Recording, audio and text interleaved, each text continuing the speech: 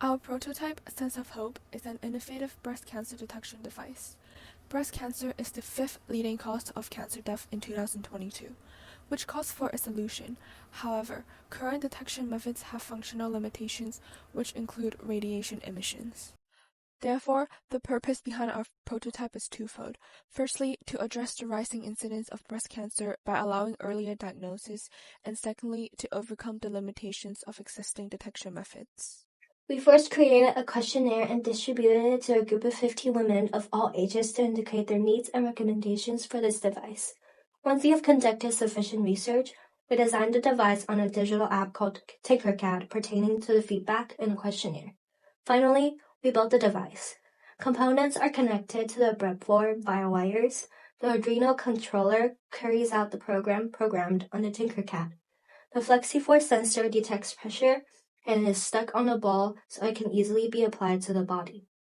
An LCD displays the output signal corresponding to the force. The power bank supplies electricity to the breadboard. Let's show you how our device works. Firstly, the user is invited to lay down on a bench. The user places the device on the abdomen to obtain an initial value called value 1. The user then places the device on the breast to take a second value called value 2.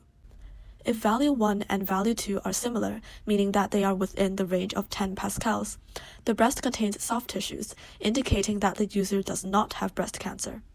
However, if value 2 is higher than value 1 by more than 20 pascals, the breast contains hard tissues, indicating that something abnormal is in the breast. For a negatively diagnosed patient, we anticipated that value 1, which is the pressure on the abdomen, and value 2, which is the pressure on the breast, to have a minor difference.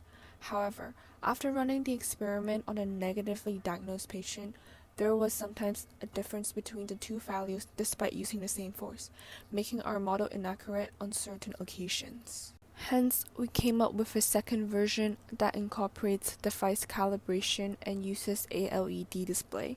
The device will measure the force during the initial placement on the abdomen per usual, and utilizes the calibration information to adjust the readings for the subsequent application on the breast, which mitigates the inaccuracies in measurement.